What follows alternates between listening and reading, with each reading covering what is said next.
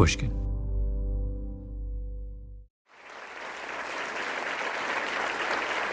April 24th, 2009. The late Supreme Court Justice Antonin Scalia is speaking at American University's Washington College of Law. Thank you very much, Professor Marcus, Dean Grossman, ladies and gentlemen. I began one of my either talks or law review articles. The students are all dressed up for the occasion. C-SPAN is recording. There's a big stage hung with blue polyester drapes. Scalia holds forth, his black hair swept back from his forehead, glasses on his nose, strong and square, all intellectual heft and force, gripping the podium like it's a slab of beef. That administrative law is not for sissies. It is a very difficult course to teach, and I assume it certainly was in my day a hard course to master. It's vintage Scalia. The audience hangs on his every word. He finishes triumphantly. Then hands shoot in the air. Good afternoon. My name is Christina Stutt. I'm a 1L student here at WCL. Christina Stutt, first-year student. I have a more general question, and that is that part of the American ethos is that our society is a meritocracy where hard work and talent lead to success. But there are other important factors like connections and elite degrees. And I'm wondering, other than grades and journal, what do smart, hardworking WCL students with strong writing skills need to do to be outrageously successful in the law? What does it take to be outrageously successful in the law? Just work hard and be very good. No, I'll tell you a story. My name is Malcolm Gladwell. You're listening to Revisionist History, my podcast about things overlooked and misunderstood. This episode is part 2 of my examination of the bizarre things the legal profession does to pick its best and brightest.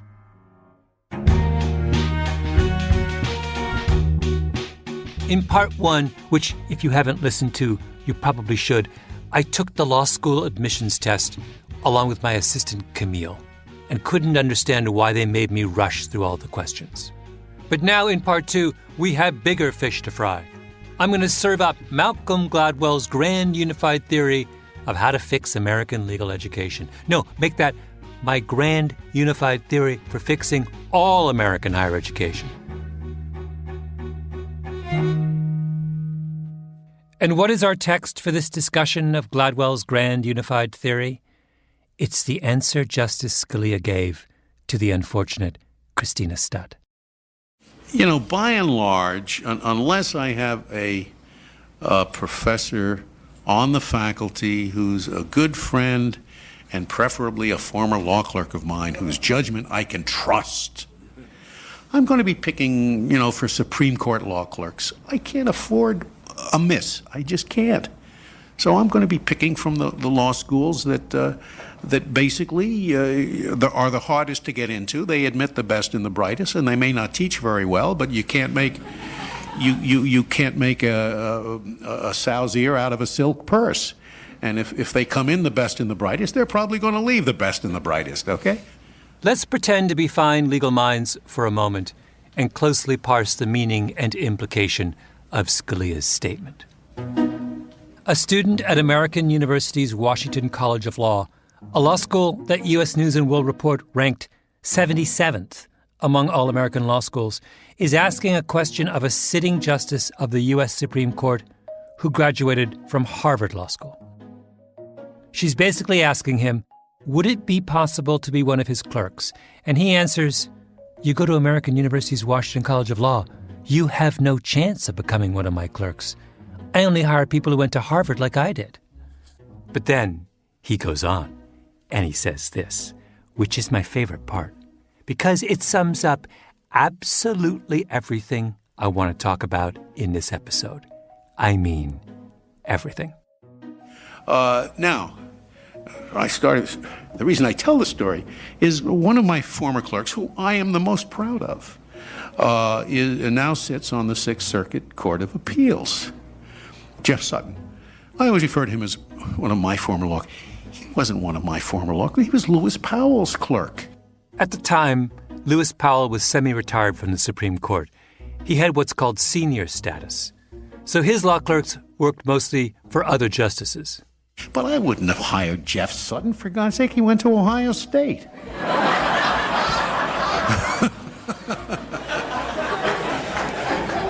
And he's one of the very best law clerks I ever had. And he's just a brilliant guy. So don't tell me this stuff about, what do you have to do to be successful? You have to be good. Simple as that. Okay, I think we're done. Thank you very much. Thank you. Oh, we're not done. We've only just begun.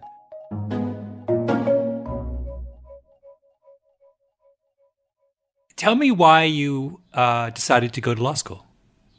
Whoa. So law school was a third choice. First choice was teaching. I was a teacher and coach for several years, both middle school, high school, soccer, baseball, little track. This is Judge Jeffrey Sutton, the guy who somehow slipped through the cracks to become the best clerk Antonin Scalia ever had. Foreign service was choice number 2. No lawyers in my family. And when I finally went to law school, I wouldn't say my parents were beaming with pride. I came from a family of kind of service-driven folks who were either in education, some missionaries. And why did you decide to go to Ohio State Law School? Well, it was a pretty complicated decision. I applied to 2 law schools, Ohio State and Michigan. I got into one of them, and I ended up enrolling at the one I got into. Oh, I see. It was the... I very much would have liked to have gone to Michigan, and the fact that my father-in-law had gone there and his son-in-law couldn't get in was a little humbling, but we got over it. I didn't ask Judge Sutton what his LSAT score was, but we can do the math. Michigan is part of the elite group of law schools known as the T14, the top 14. Yale, Stanford, Harvard, University of Chicago, Columbia, all the big ones. Ohio State is not among the T14. The median LSAT score of someone who goes to Ohio State these days is 8 points lower than the median score of someone at Michigan. Now, what does that fact mean? Well, as you may recall from the previous episode, the LSAT is not a test of someone's ability to solve difficult problems. It's a test of someone's ability to solve difficult problems quickly. It has 5 sections of 20 to 25 questions, and you have a hard limit of 35 minutes for each section. You have to rush. As one LSAT tutor told me, the test favors those capable of processing without understanding. It favors hares, not tortoises. So what's Jeff Sutton? Well, he's clearly brilliant. He was the Ohio State solicitor in the 1990s and wowed the Supreme Court with his arguments on a number of cases. His most recent work of legal scholarship is titled 51 Imperfect Solutions, States and the Making of Constitutional Law. The New York Review of Books felt they had to get a retired Supreme Court justice to review it. There are lots of very serious people, in fact, who think Sutton deserves to be a Supreme Court justice himself one day. So Sutton is in the category of brilliant person who didn't do all that well on the LSAT. What does that make him? It makes him a tortoise. And not just any tortoise, a giant tortoise. He's one of those tortoises from the Galapagos that's 5 feet long. So Sutton graduates from Ohio State, gets a job clerking for a federal judge, then a job clerking on the Supreme Court. And in his year as clerk for Scalia, he thrives. The thing that really affects everybody who works with him is within weeks, you just get a sense of this incredible passion for the law, and that is just intoxicating. And that is what really changed things. And that year, I can't emphasize enough how much I got out of that year. Not long before, Jeffrey Sutton had been a middle school teacher and track coach in Columbus. Now he's working with one of the greatest legal minds in the country. And he does such a good job that 17 years later, at some random speech at American University, Scalia singles him out. Scalia had well over 100 clerks. Jeff Sutton is the one he's proudest of. So why does a tortoise do so well working for the Supreme Court? I asked my fanciest legal friend, Tali Farhadian, who was a clerk on the court a few years after Sutton, for Justice Sandra Day O'Connor. So if you were working on a case, What does working on a case mean? Well, we worked on two kinds of cases. The first kind is what's called the cert pool. The thousands of petitions sent to Washington every year by people who want their cases heard by the Supreme Court. We would each get a stack of petitions, I think, on a Wednesday, and we had a week to get them. How many would you get on into Wednesday? the pool. Yeah. So that in that case, there would be a lot to read. A lot to read. When you read those kinds of things, how do you read? How do you read? I don't know what that question means. Do you read the same way you read a work of nonfiction or a New Yorker article? Or? Well, I always read them, and I continue to read similar documents with a pencil in my hand, which is not how I would read for pleasure, whether nonfiction or but fiction. But are you reading slower or faster? Much slower. Much slower? Yes. How much slower? Personally, I feel I can read very quickly and I can read very slowly, and I get different things out of it. But this is definitely slow reading territory. It is slow reading territory. And why is it so important to read slowly? Because the details matter, and because the arguments are intricate. Yeah. And because the solutions are difficult. I mean, everybody will tell you this. When a case comes to the Supreme Court, a case that's really ready for review at the Supreme Court, it's hard. The reason the circuit courts have disagreed about it is because it's really hard. Like, the answer is not obvious. Yeah. You're kidding yourself if you think that it is. So you have to think while you read. Yeah, yeah. You can't just process, you have to understand. Yes. Yeah. You have to think while you read. This is the primary requirement of one of the most prestigious jobs in the legal profession. The other part of the job, the main part of the job, is researching and analyzing the actual cases that come before the court. Farhadian was one of 4 clerks working for O'Connor, so she would get assigned a quarter of those cases. And how much time would you spend on them? I don't think I ever stopped thinking about the cases that I was working on. Yeah. But what was the time that would elapse? What's the time that would elapse from when you were given the case to when you were finished, your contribution was finished? I don't remember. I want to say a couple months. Being a Supreme Court clerk is a job for a tortoise. You can't hurry. You have to work slowly and carefully because if you miss something, that's a problem. I didn't even have to mention tortoises to Judge Sutton. He brought them up. Law is very much a tortoise. The tortoise beats the hare, and so the hares that go to the elite schools, they better slide into tortoise mode or it's not going to work out well for them. And the tortoises that go to the state schools better stay being a tortoise and stick with it. So, let us recap. A sitting Supreme Court justice explains to a group of law school students that he will not consider them for a job that involves being a tortoise because they have failed to shine at a test that measures their ability to be a hare. And even as he says that, he concedes that one of the best of his former clerks was a tortoise, who also did not shine at a test that measured his ability to be a hare. And when he presents this confounding bit of reasoning that manages both to stigmatize and disparage the entire audience, what does the audience do? Listen.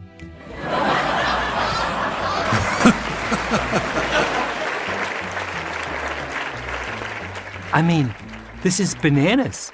This is like prisoners cheering the warden. I think you can see why we are in need of a grand unified theory to fix legal education.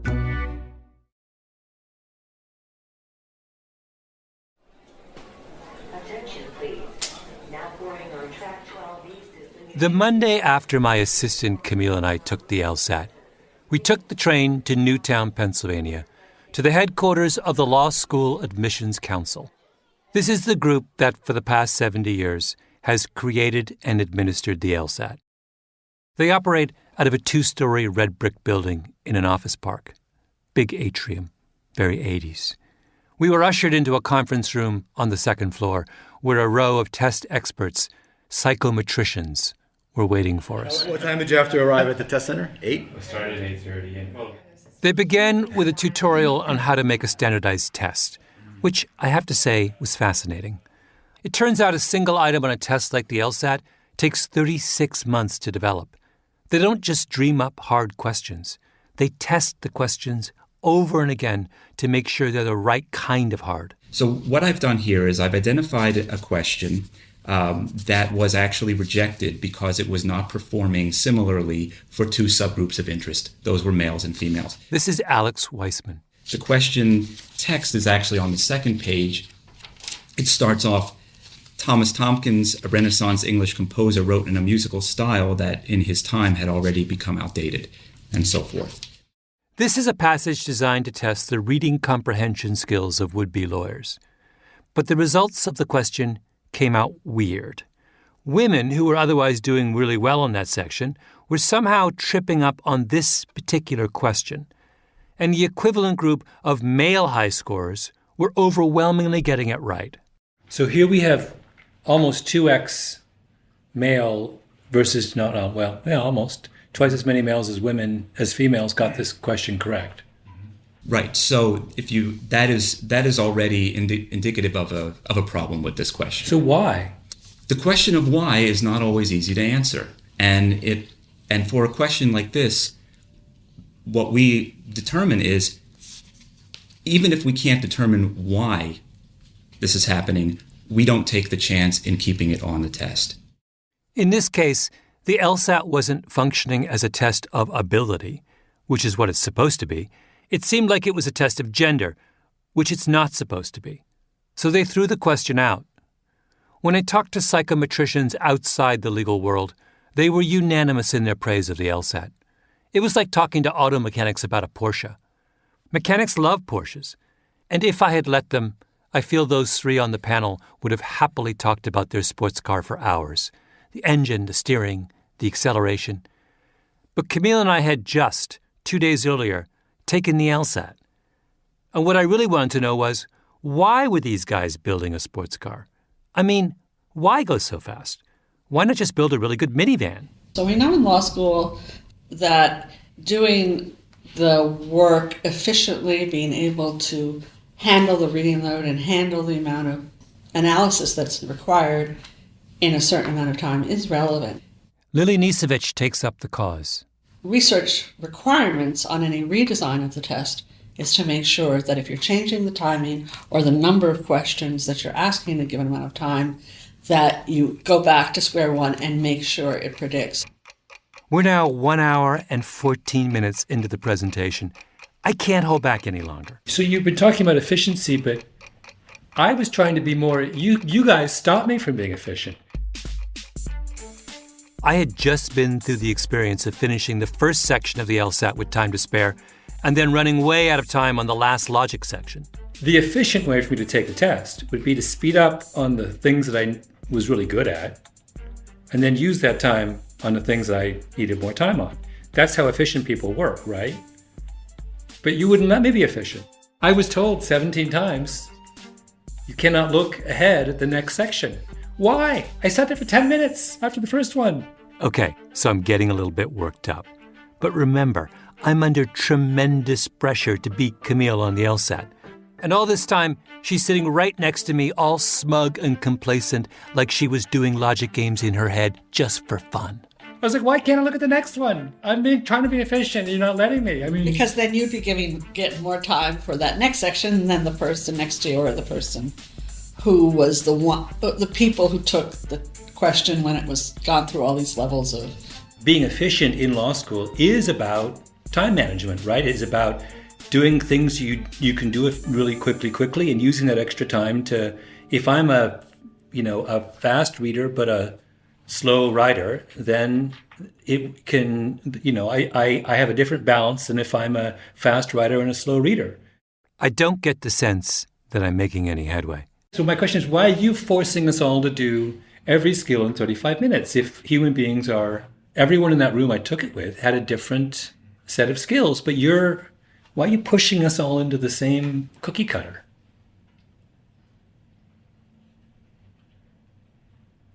Anyone else want to chat about it? It's a standardized test, I guess. Standard timing is one of the features of the standardization. And we can do research on what you're saying, but... Have you?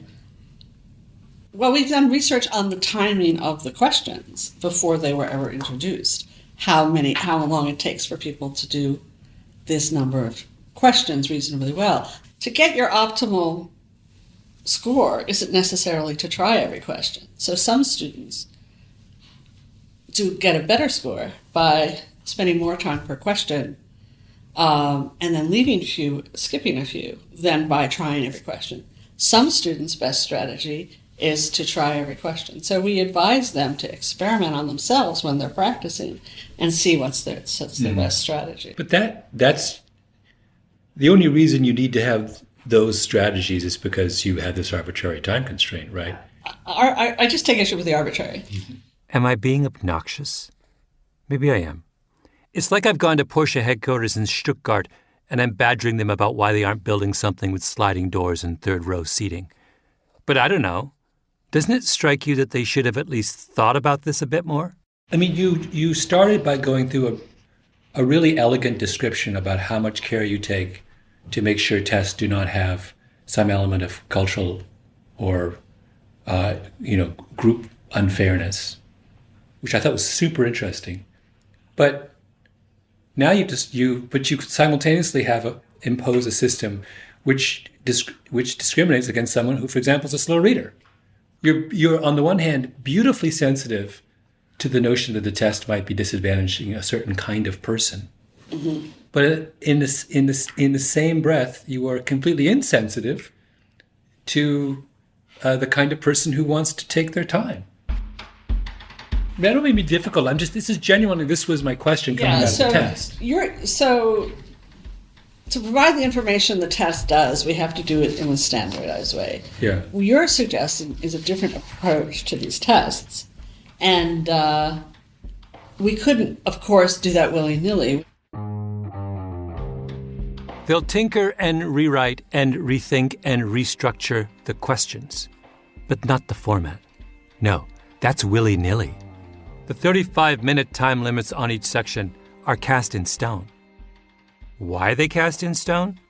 Because the job of the LSAT is to make it easier for law schools to decide which students to admit. And what would have happened if I had been able to carry over my extra time? Or if that 35 minutes was turned into 45 minutes? I would have scored higher. So would have lots of other tortoises. Give tortoises an extra 10 minutes and suddenly some of them catch up to the hares. But then, what has that done? Now it's harder for law schools to decide which students to admit. Back when I was preparing for the LSAT over at the edtech company Noodle, I asked their experts to game this out. One of the Noodle guys, Fritz Stewart, said you could relieve the time pressure for a significant number of tortoises if you extended the LSAT to 125% of its current length. If we went to 125%, so what specifically are we doing? What it's going to do is it's going to screw with their lovely normed bell curve, right? It's really subversive in a way. What Fritz is trying to do is destroy law school admissions in a good way.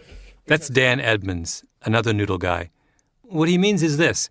Right now, over 100,000 people take the LSAT every year. The results fall on a bell curve, of course. The 90th percentile is right around 164 out of 180. The top schools are all mostly drawing from the pool above the 167 mark. But if the test allows the tortoises to score higher, then suddenly the number over 167 would balloon. The bell curve goes to hell in a handbasket. And the law schools would have to make admissions about something other than just the LSAT score, because currently law school admissions is about 70% your LSAT score, about 30% your grades, and that leaves pretty much 0% for any other considerations. So if you take that pressure off, you're suddenly maybe tripling your number of qualified applicants for a lot of these top programs, and they're going to have to do the work of actually figuring out something other than a test to decide who gets into their school. Now, that raises the question of why we don't just make the LSAT harder, lift the time pressure, and compensate by making the questions much tougher. So we get our nice, beautiful bell curve back. But now all we're doing is we're privileging the tortoises over the hares. Now the Jeff Suttons of the world get a perfect score, go to Harvard Law School, and Justice Scalia breathes a sigh of relief. Except if you do it that way, the hares get discouraged, because they can only get into American University, where they're 77th in the country, and when Supreme Court justices come to visit, they tell the students they have no chance. Why is this better? We need Hares too. If you're an investment bank trying to close an incredibly complicated deal in 48 hours where the lawyers have to all read 1,000 pages in a day, maybe you want a Hare. The law needs tortoises and hares. We have now arrived at the absurdity of American meritocracy, of course. The whole reason that people obsess over their LSAT score is that there are a small number of law schools that everyone wants to get into, the top 14. The prestigious law firms basically only hire from the top 14. And the top 14 only have room to admit 4,500 students a year in total. 53,000 people are competing for 4,500 slots. It's crazy. I'm a graduate of the University of Toronto. All Canadians will tell you that the University of Toronto is their most prestigious, most elite world-class university. Do you know how many undergraduates attend the University of Toronto? Ready? Remember, this is the elite school in a country of just 35 million people. And just to orient yourself, Harvard University, the most elite school in a country of 330 million people, has a total undergraduate enrollment of 6,699. Ready? The best school in Canada has 70,890 undergraduates. Now, how about the University of British Columbia, our second crown jewel? 52,711 undergraduates. What about McGill University in Montreal? I always wished I went to McGill. Intimate, elite, exclusive. McGill has 27,601 undergraduates. Do you see how genius this is? We have elite schools in Canada, but we don't spend enormous amounts of time devising elaborate tests to arbitrarily limit the number of people who can attend those elite schools. We just made the schools bigger. Honestly, how hard is this?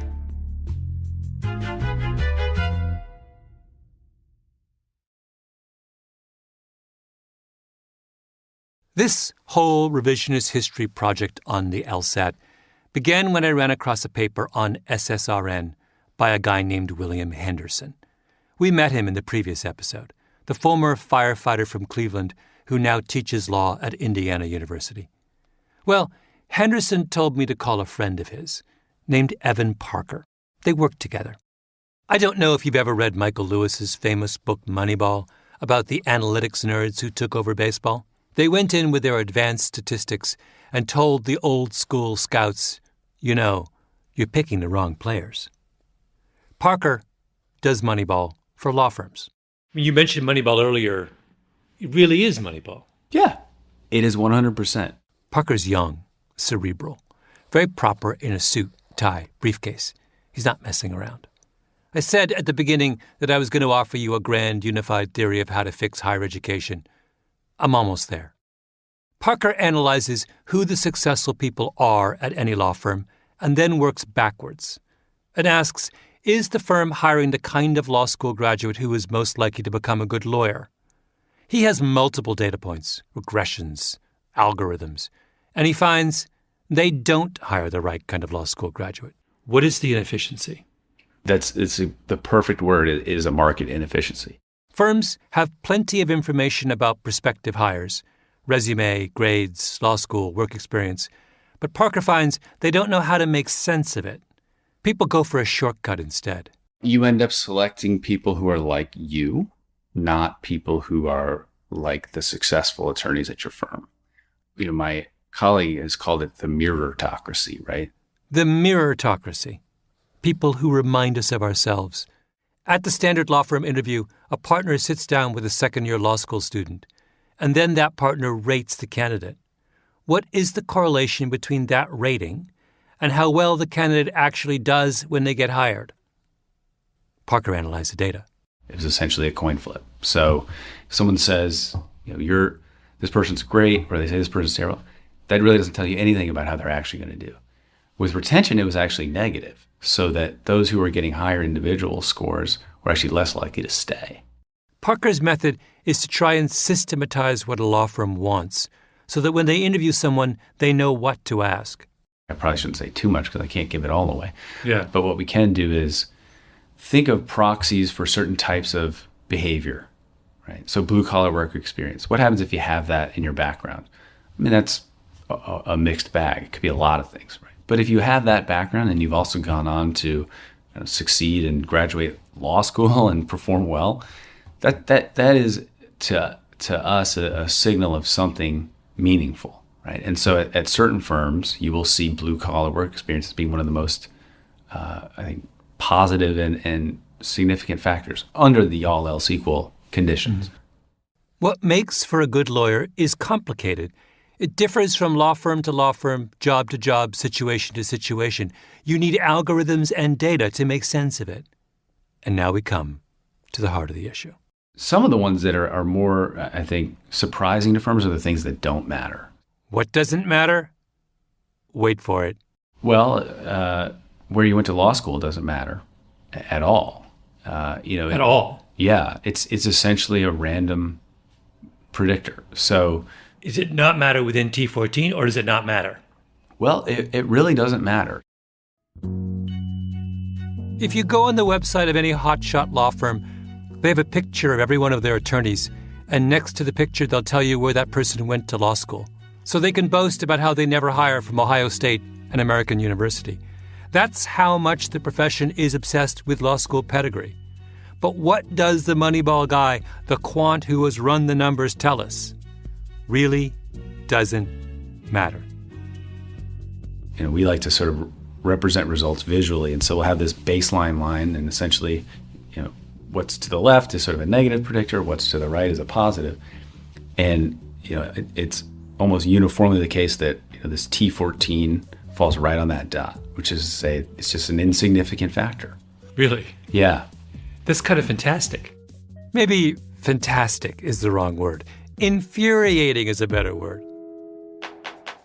This whole process begins with the LSAT, which is based on the idea that a certain kind of thinking is valuable for legal education. And we know that's tricky, because it's not exactly clear why that certain kind of thinking is so much more important than other kinds of thinking. But whatever. For a separate set of idiosyncratic reasons, America only has so many places at the top. So those who excel at that certain kind of thinking get into the top law schools, and those who get into the top law schools get hired by the top law firms. And then what do we find? When you look at who succeeds at those top law firms, which hire on the basis of which law school you went to, which in turn select on the basis of whether you were good at that certain kind of thinking, you find where you went to law school doesn't matter. The whole daisy chain, LSAT, law school, law firm, we made it all up. Evan Parker once did a special study on rainmakers, the people who are really good at bringing in new business for a law firm. Law firms cannot survive without rainmakers. And I was struck in doing that work how many of the individuals in our study went to law schools that I've never even heard of, right? Or they went to night school to get their law degree. Night school and law schools you've never heard of. So what should we do about this absurdity? It is now time for Malcolm Gladwell's grand unified theory of how to fix higher education. Ready? Don't ask, don't tell. We make a rule. Prospective employers cannot ask, and prospective employees cannot disclose the name of the educational institutions they attended. You can still go to Harvard if you want. Spend a small fortune on tutoring for the LSAT so that when you sit down in that classroom, you can be the very speediest Hare you can be. But the minute you leave Harvard, you have to shut up about it. Silence. Harvard's over. And employers can't use it as a shortcut for who to hire because it's not helping them, and they can't post it on their websites. While we're at it, by the way, let's do Don't Ask, Don't Tell for all hiring. When you think about choosing a school, you should be thinking about where you can get the best education for you and where you will be happy. You shouldn't be making some complicated calculation about the brand value of your college in the workplace. And neither should the Supreme Court. I can't afford a miss. I just can't. So I'm going to be picking from the law schools that basically are the hardest to get into. So this is what Justice Scalia could have said. He could have said, in answer to Christina Stett's question, I care about people who can think deeply about consequential issues, who know how to read slowly, who are hungry enough to work on problems around the clock. I had a clerk once named Jeff Sutton, who was all those things and more, and I guess what I'm looking for is another Jeff Sutton, another giant tortoise. And if you're concerned about the fact you go to Washington College of Law or Ohio State because your LSAT score wasn't high enough, remember, I don't care where you went to law school.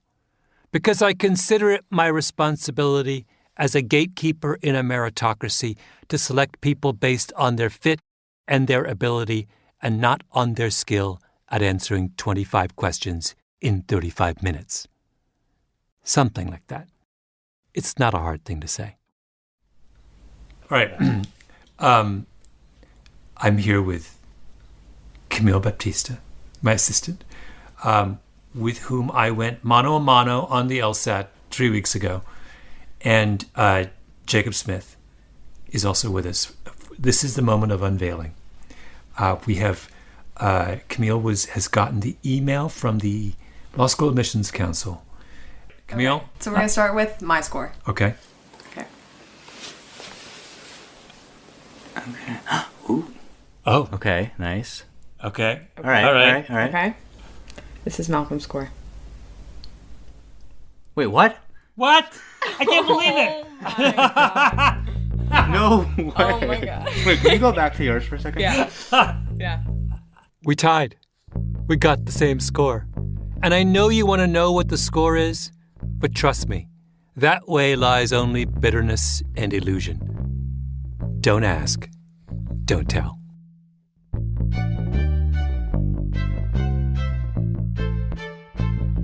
That is. Oh That my is. God. Are you, okay. The sweetest poetic justice. You know, we began this whole process back in January, and the whole question was whether my years of savvy and experience would be offset by my years of cognitive decline, and whether Camille, the swiftness and brightness and newness of her brain would overcome her lack of real life experience. And turns out it's a wash. Yeah, it's just a wash. I think this outcome is absolutely beautiful and delightful. I think next season you guys should, as a stunt, both go to law school. In the name of science. In the name of science. Revisionist History is produced by Mia LaBelle and Jacob Smith with Camille Baptista. Our editor is Julia Barton. Flawn Williams is our engineer. Fact-checking by Beth Johnson. Original music by Luis Guerra. Special thanks to Carly Migliori, Heather Fain, Maggie Taylor, Maya Koenig, and Jacob Weisberg. Revisionist History is brought to you by Pushkin Industries. I'm Malcolm Gladwell.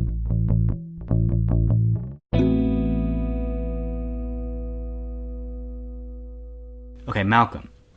Your March 2019 LSAT score is. The percentile rank is